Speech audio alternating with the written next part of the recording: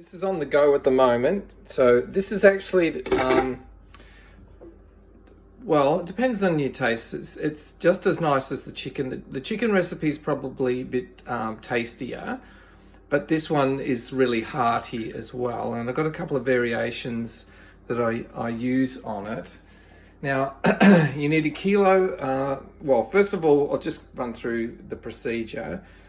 You chop up a brown onion, or two smaller ones or something like that.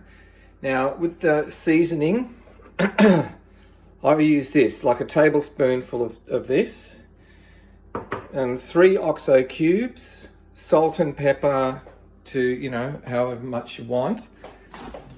And again, these veggies, right? So it just saves you so much preparing of vegetables, and it's awesome. Just chuck that in, that's it. Now, you can do that from frozen too. Now, it's even easier with the beef, right? So you get the diced beef, but as a variation, sometimes what I do is I use mince beef, right? So it's, I mean, beef is beef kind of thing, but just as a variation, that's what I do. Yeah, Oxo cubes I mentioned already. So you basically, from frozen, you put your veggies in, including your onions, you know, your seasoning, a kilo of washed potatoes, diced, right? And then, you know, the frozen meat, like either the diced beef or as a variation, like this is a variation, right? It turns out like kind of like a shepherd's pie filling in the end, but it's really supposed to be a minestrone. Then you use 400, like you can get these in larger cans, but if you got the, what is it? These are 200, I think. Where is it? No, you use 2 of these, right? So you can get larger cans, but you use 2 of these, and then and then a jug of water. So you just put, like, you know, a full jug of water here, like 2 cups. Another good little tip is that when you put these in, use the water to like pour into here and tip from can to can, and just to get the last little bits of the tomato out.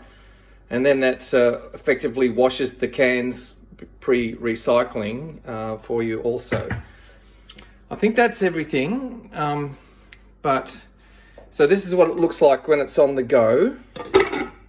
Now, again, with the chicken, as with the chicken recipe, 8 hours is plentiful. Probably this one cooks quicker than what the chicken one does.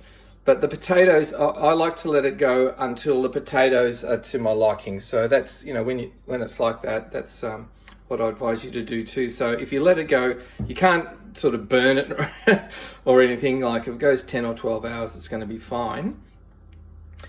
And but this recipe makes one extra. Right, so we've got these size Pyrex dishes.